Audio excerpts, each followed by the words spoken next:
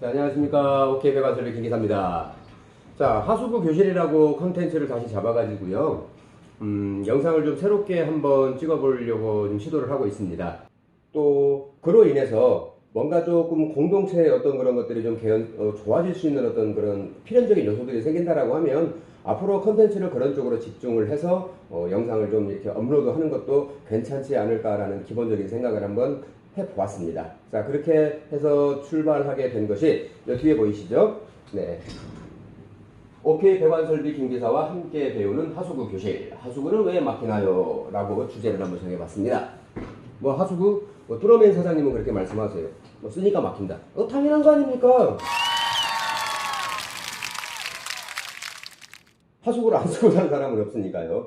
자, 그래서 오늘은 그 주제의 첫 1교시죠. 네, 오늘 개교기념일이에요. 앞으로 1년 후에 개교기념일이 되면은 여러 가지 뭐 구독자 수와 상관없이 좀 이벤트도 좀 한번 해볼까 하는 그런 계획들도 가지고 있고요. 자, 첫 교실 한번 열어보도록 하겠습니다. 규약이라든가 이런 건물들에 살면서 사람들이 다툼이 없이 분쟁 없이 살아갈 수 있게끔 자치 규약 내지는 공동 규약을 만들게 되어 있습니다. 그걸 근거로 해서 내가 유지 관리할 부분과 함께 공동으로 유지 관리를 해서 이 건물의 공동의 영익을 창출해낼 수 있는 것들을 법적으로는 분명히 판가름을 해 놓았어요. 자, 집합 건물에는 집합 건물법에 적용을 받게 됩니다. 행정법이죠. 네. 자, 들어가기 전에 앞서 집합 건물 주요 등장 인물을 한번 살펴볼게요. 우리가 그냥 아파트는 좀 복잡하니까 그냥 저희가 현장에서도 가장 많이 부딪히고 접할 수 있는 것들이 빌라거든요. 자, 그럼 빌라, 즉 집합 건물의 주요 등장인물이라고 표현을 했습니다. 주요 등장인물이 뭘까요? 나가 아닌 여럿이 함께 사는 곳이지 않습니까? 그러면 거기에는 주체가 되는 세 가지 유형의 사람들이 나올 수밖에 없습니다. 자, 구분소유자, 납니다. 집을 산 나예요. 구분소유자. 분양권자가 건물을 지어서, 즉 건축주가 건물을 지어서 개개인에게 집을 팔아요. 그걸 분양을 하죠. 그리고 등기를 통해서 나는 거기에 대한 소유권을 얻게 되고요. 건물을 통째로 산 게 아니라 그 일정 부분 하나를 산 것이기 때문에 거기를 분명히 나눌 수밖에 없습니다. 그래서 그걸 바로 내가 산 것은 예를 들어서 뭐 2일동에 101호다라고 하는 구분을 지어서 그 구분만큼을 소유하는 것을 바로 구분소유자, 즉 세대주입니다. 자, 그리고 점유자가 있어요. 내가 비록 집을 샀지만 그것을 내가 직접 주거의 형태로서 거주하거나 영업을 하질 않고 월세나 전세를 통해서 세를 주는 경우가 있습니다. 그 세 임대차 계약서를 맺어서 들어온 사람들을 점유자, 즉 세입자라고 합니다. 그리고 구분 소유자가 그 건물에 상주를 하든 세입자가 그 건물에 상주를 하든 관계없이 여럿이 사는 건물은 분명히 그것을 관리하는 또 하나의 주체가 있어야겠죠. 그걸 바로 관리인이라고 합니다. 많이 들어보셨죠? 대표를 말씀드리는 거예요. 아파트 가도 동대표가 있고요, 뭐 총대표가 있고요. 뭐 관리 규약에 의해서 선정이 돼서 관리단이 형성이 되죠. 즉 입주민 혹은 세대를 세입자를 대표를 하는 사람을 바로 관리인이라고 합니다. 자, 큰 아파트 150세대 이상이 아닌 경우를 얘기합니다. 즉 공동주택을 얘기하는 게 아니고요. 지금 오늘 다루는 것은 집합 건물입니다. 150세대 이하입니다. 착오 없으시길 바랄게요. 그래서 150세대 이하라고 하면은 보통의 오피스텔 건물이 거기에 포함이 되곤 하죠. 그러나 오피스텔은 어떤 그런 투자의 목적으로 구입을 많이 하기 때문에 실질적으로 그 구분 소유자가 그 오피스텔에 주거하는 경우는 거의 없는 것 같아요.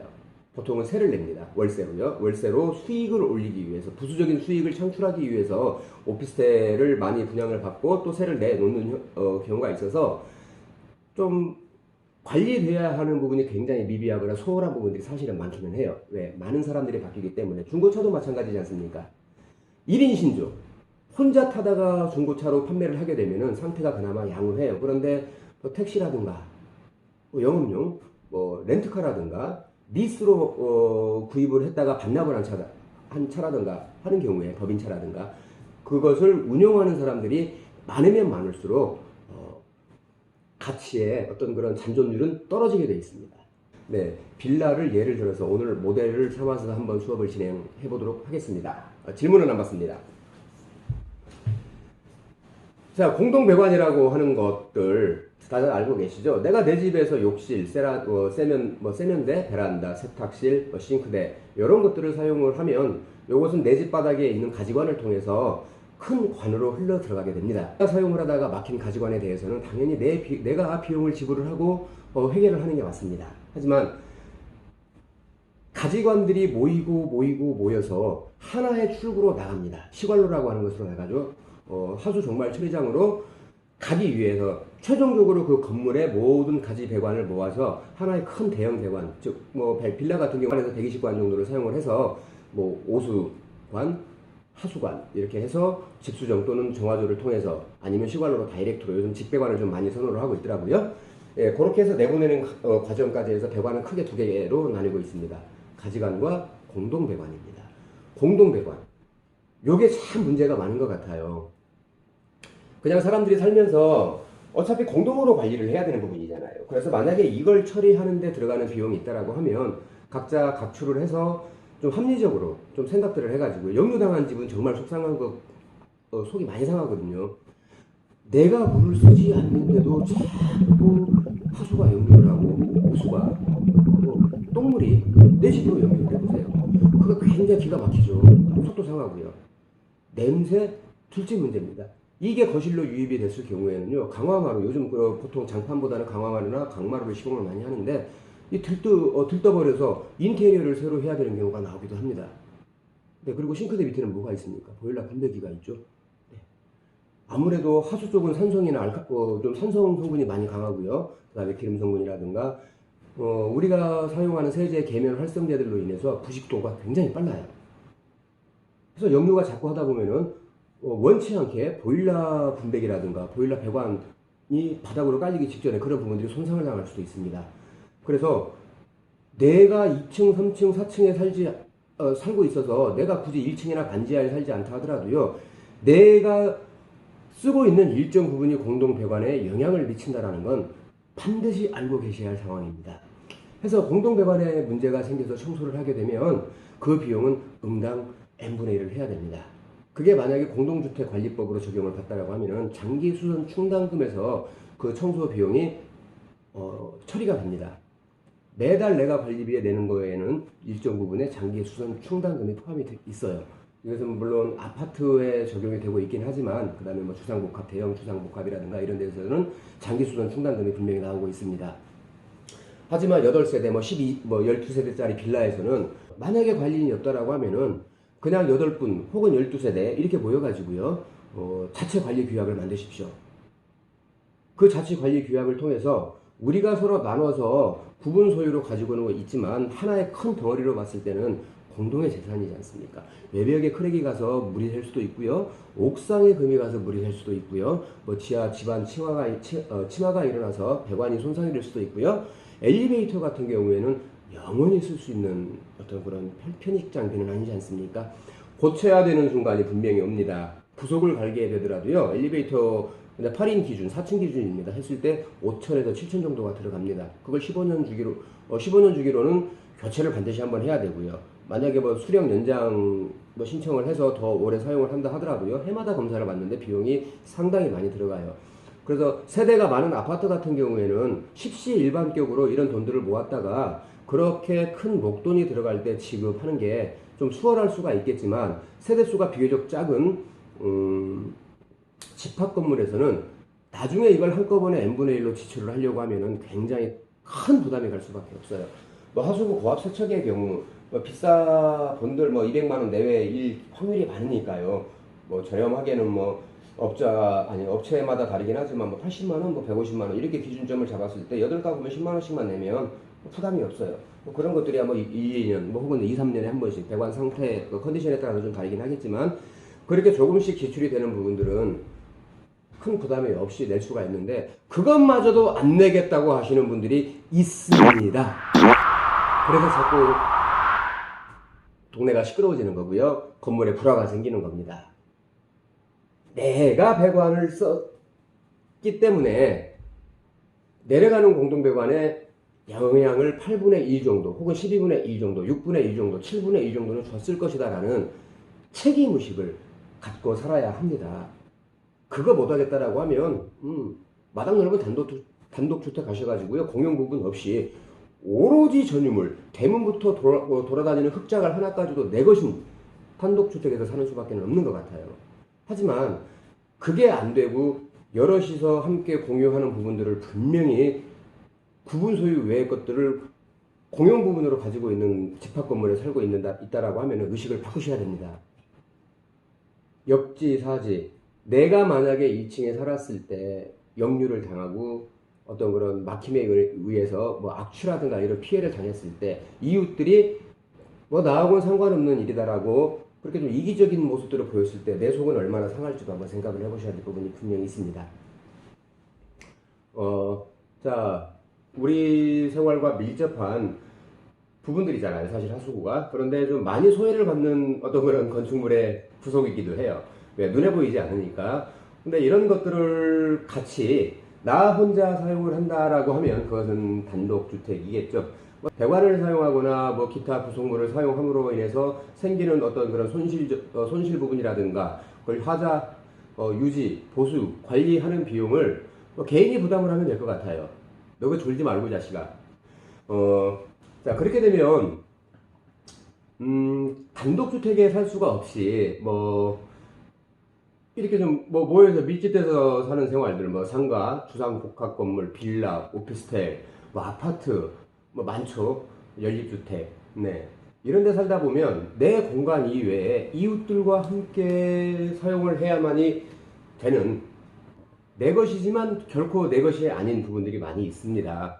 네. 그 중에서 오늘 OK 배관 종합설비 김기사가 다루고 싶은 것은 하수 배관입니다. 이 하수 배관을 사용하다가 막혀서 그걸 처리해달라고 전화들이 많이 오지 않습니까? 그리고 실질적으로 현장을 나가서 보면 가지 배관, 즉 나 혼자 쓰는 배관이 막혀서 청소를 의뢰하는 경우도 많이 있지만, 보편적으로 보면 빌라 같은 경우에는 공동 배관의 문제가 출동 10건당 8건 정도가 차지를 하고 있어요. 네, 그만큼 문제가 또 많이 일어나는 구간일 수밖에 없고요. 네, 여러 사람이 사용을 하다 보니까 불필요한 이물질도 배관 안으로 많이 유입이 되고요. 또 그런 부분들에 있어서 자꾸 문제가 생기다 보니 이웃들 간의 갈등도 좀 심화되고 있고요. 불화가 많이 일어나고 있고, 아직 눈으로 못 배운 건 없습니다만, 뉴스나 이런 것들, 네이버 이런 것들을 좀 접하다 보면은 그런 것들로 인해서 이웃 간들끼리 법적 다툼, 법적 분쟁, 소송까지도 가는 경우가 좀 있는 것 같습니다. 자, 각자의 공용 부분들은 공유자들에 대해서는 규약에 따로 정한 것은 없어요. 그래서 각자 갖고 있는 지분의 비율에 따라서 지분권이 나눈다고 아까 말씀을 좀 드린 게 있죠. 자, 그렇게 공용 부분의 관리 비용이나 그 외 의무를 하면서 공용 부분에서 실질적으로 생기는 이익을 취득할 수 있는 게 있지 않습니까? 자, 예를 들어서 빌라의 엘리베이터가 있는 빌라와 엘리베이터가 없는 빌라. 자, 주차장이 구비된 빌라와 주차장이 없는 빌라. 어떤 차이가 있을까요? 살면서 그냥 단순하게 불편하다, 편리하다, 물론 어떤 그런 생활의 편익성을 위해서 만든 그런 구성물들이기는 하지만, 조금 더 포괄적으로 넓게 봤을 때는 내가 구분 소유로 가지고 있는 그 건물에서 내 구분 소유권을 다른 사람에게 양도할 때, 즉 매매를 할 때죠. 만약에 빌라의 경우 엘리베이터가 있다라고 하면 없는 빌라에 비해서 그 매매가는 상당히 높아지겠죠. 네. 만약에 4층을 살아야 되는 사람이 빌라를 구입하려고 하는데 엘리베이터가 없다라고 하면 굉장히 불편해서 아마 사는데 굉장히 망설임이 많을 것 같아요. 그러나 있다라고 하면 큰 걱정을 할 필요는 없어요. 왜? 타고 올라가면 되는 거니까. 자, 요런 것들이 바로 사실 실질적으로 생기는 이익을 취득하는 그런 것들입니다. 주차장도 마찬가지잖아요. 엘리베이터도 마찬가지고요.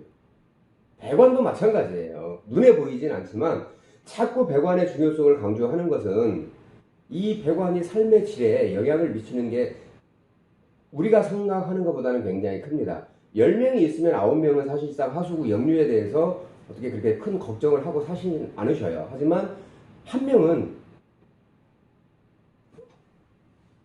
어쨌든 간에 겪어야 되는 고통이 있습니다. 자, 따라서 이러한 공용 부분들이 관리되고 유지되기 위해서는 좀 아까도 말씀을 드렸던 것처럼 장기수선 충당금이라는 제도를 이용을 해서 목돈 지출이 나갈 경우 조금씩 각출을 해서 저장을 해 놓았다가 필요한 요소에 지불을 하면 되는데, 인원이 낮은 그런 좀 집에 있어서는 문제가 좀 많이 될 수밖에 없겠죠. 자, 그래서 집합 건물에 살면서 가장 궁금해하는 공용 부분이 배관을 포함하는 것이다라는 것도 알고 계시면 좀 좋을 것 같고요. 자, 그 다음에 제가 또 두 번째로 상식 아닌 상식으로 이미 많은 분들이 알고 계시지만 다시 한번 그냥 되짚는 것으로 의미를 좀 두도록 하겠습니다. 자, 집합 건물의 경제적 가치를 적정하게 유지하기 위해서 관리비와 별도로 예치하는 금액을 장기수선 충당금이라고 합니다. 알아들었니? 자, 외벽 도장공사, 옥상 방수공사, 급배수관 수리공사 및 교체공사, 엘리베이터 유지 보수 관리 수리 교체, 이런 것들이 전부 다 장기수선 충당금으로 해결되는 부분입니다. 관리비라고 하는 건 관리하는 업체 어떤 그런 직원들 급여라든가 사무실에서 사용하는 소비되는 집기들, 그 다음에 전구 교체라든가 청소하는 용역분들의 급여라든가 경비하시는 분들의 급여를 내주는 것들, 이런 것들이 관리비에 들어갑니다. 공동수천기, 공동수도료 이런 것들이고요. 그 다음에 비주기적으로 발생하는 것들을 해결하기 위해서 관리비 이외에 각출을 해서 적립을 해놓는 것이 바로 장기수선 충당금입니다. 그러나 규모가 작은 집합 건물에는 장기수선 충당금이 법적으로 의무화되지가 않아요. 그래서 제가 자꾸 이걸 강조드리는 이유가 있어요. 공동 부분에 문제가 생겼을 때는 이것은 어떤 그런 비단 한 사람의 문제가 아닌 이 건물에 함께 살고 이 삶을 영위하는 우리 공동의 문제다라는 의식을 반드시 가져주셔야 된다는 부분입니다. 같이 사는 사람들이 신경을 써주지 않고 거기에 대해서 같이 고민을 하지 않는다라고 하면 일방적으로 당하는 사람 입장에서는 상당히 괴롭겠죠. 자, 1층에 사시는 분들은 하수 역류라고 하는, 혹은 지하나 반지하 1층에 사시는 분들은 그런 어떤 그런 고통이나 좀 위험성이라고 하기는 좀 그렇네요. 하지만 어쨌든 위험하긴 하니까요. 그런 위험 요소를 안고 있는 반면 4층에 최고층에 사는 분들의 그런 애로사항은 또 뭐가 있을까요? 응? 그렇지. 옥상이에요. 옥상이 크랙이 가거나 균열이 가서 파손이 돼서 누수가 발생을 해요. 내가 살 때 옥상을 산 건 아니에요. 당연히 우리 집 천장이긴 하지만 옥상은 내 집의 천장이기 이전에 앞서서 그 건물의 공용 부분이란 말입니다. 근데 거기에 파손이 생겨서 누수가 생겼는데, 야, 그건 너네 집의 천장에 새는 거니까 그냥 너가 알아서 해. 이거 굉장히 안 좋은 발상이에요.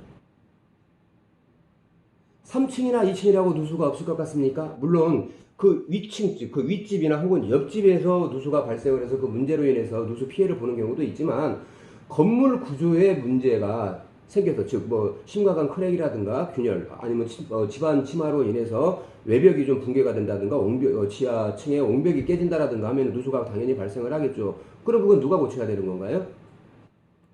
그것만 생각하면 답이 나오지 않습니까? 내 구분 소유자로서의 어떤 내 그런 소유권을 주장하기에 앞서서 나 혼자 쓰는 건물이 아니라 전체 8세대가 같이 쓰고 있다라는 공동의식을 반드시 가져야지만이 다툼 없이 행복하게 사실 수가 있어요. 네, 장소가 잠시 바뀌었습니다. 마지막 장면을 찍으면서 녹화 버튼을 안 눌렀어요. 그래서 요약을 하자면 공동적으로 관리를 하고 그걸 사용을 함에 있어서 다수의 어떤 그런 이익이 창출되는 그런 구간들을 문제가 생겨서 수리 내지는 어떤 보수를 할 때 들어가는 비용은 개인이 아닌 그 집합 건물에 구성되어 있는 소유주 모두에게 해당이 된다라는 사실을 반드시 명심을 해 주시면 좀 좀 편리할 것 같아요. 쓸데없는 다툼을 줄일 수 있는 그런 좋은 방법이 될 수도 있는 거고요. 집합 건물에 사용하면서 더러 공용 부분이라고 하는 것들이 더러는 이러한 것들 저러한 것들 많이 있겠지만, 그 중에서도 아무래도 저희 업체가 하수 배관 관련 업체다 보니 좀 하수 막힘이나 역류에 좀 관련이 돼서 그런 것들을 좀 집중적으로 얘기를 해봤는데, 요약을 한번 해보겠습니다. 가지관이 맡겼을 때는 당연히 그 각 세대에서 그 비용을 지출을 해서 문제점을 해결하는 게 맞고요. 그 각자의 집에서 나오는 배관들이 합쳐져서 하나의 관으로 연결된 다음 시관로까지 나가는 과정이 있죠. 네, 그걸 공동 배관이라고 합니다. 공동 배관에 막힘이 발생을 해서 역류 현상이 일었다라고 하면 물론 그 피해 보는 세대도 포함이 돼야 되는 게 맞습니다. 왜?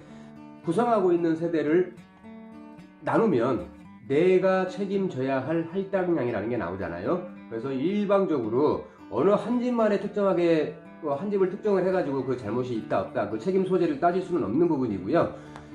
그 매스, 즉 집합 건물에 소속되어 있는 공동체 모두가 고통을 분담하는 차원에서라도 발생한 비용의 n분의 1로 처리를 하는 게 가장 합리적이고 현명한 방법인 것 같습니다. 오늘 영상 내용이 여러분들께 많은 도움이 됐는지 어떤지 잘 모르겠어요. 하지만 기본적으로 우리가 알고 살아서 나쁠 게 없는 거, 이런 것들만 몇 가지 좀 간추려서 오늘 소식을 좀 전해드렸고요.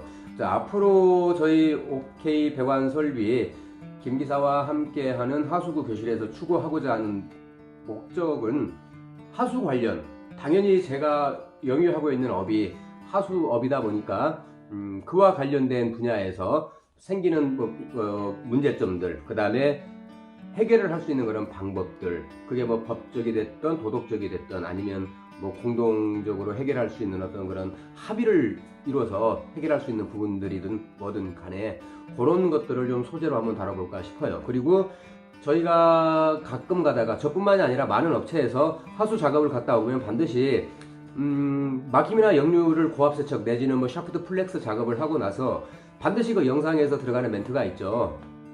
고객한테 이 집 하수구가 어떠한 문제를 가지고 있습니다 라는 얘기를 할 때 빠지지 않는 단골이 두 가지가 있습니다. 자, 배관의 수평 불량, 구배 문제죠. 두 번째, 잘못된 배관 부속의 연결 사용입니다. 자, 이런 것들이 어떻게 내 집 하수구에 문제를 일으키는지에 대해서도 앞으로 조그만하게 좀 뭐랄까요, 미니멀하게 그런 세트를 좀 만들어 가지고요, 여러분들이 설명뿐만이 아니라 눈에 보이지 않는 배관을 설명을 함에 있어서 좀 이해가 빨리 될 수 있게끔 그런 쪽으로 앞으로 좀 영상을 좀 준비를 좀 많이 할 거고요. 그 다음에 세 번째, 부득이하게 법적 다툼이 생겼을 경우에 이런 것들을 어떻게 해결하는 게 가장 좋은지, 그리고 꼭 법원을 통한 소송이라든가 이런 것 말고도 또 다른 해결 방법이 있지 않을까, 이런 것들에 대해서 고민을 같이 한번 해보고요. 또 방법이 있으면 거기에 대해서 공유를 하면서 서로가 좋은 시너지를 얻을 수 있는 그런 영상들을 좀 앞으로 제작을 좀 많이 할 겁니다. 좀 첫 시간인 만큼 앞으로 1년이 지난다 하더라도 이 버벅대는 건 어쩔 수가 없을 것 같아요. 자, 그래서 많이 미흡하고 부족했지만 앞으로 이러한 영상들을 많이 준비해서 여러분들과 공유함으로 인해서 저희가 일상생활에서 얻을 수 있는 것들이 생긴다라고 하면 저는 그게 무엇이 됐든지 간에 여러분들과 함께 공유를 할 것입니다. 네, 끝까지 시청해 주셔서 감사하고요. 네, OK 배관설비 김기사였습니다. 감사합니다.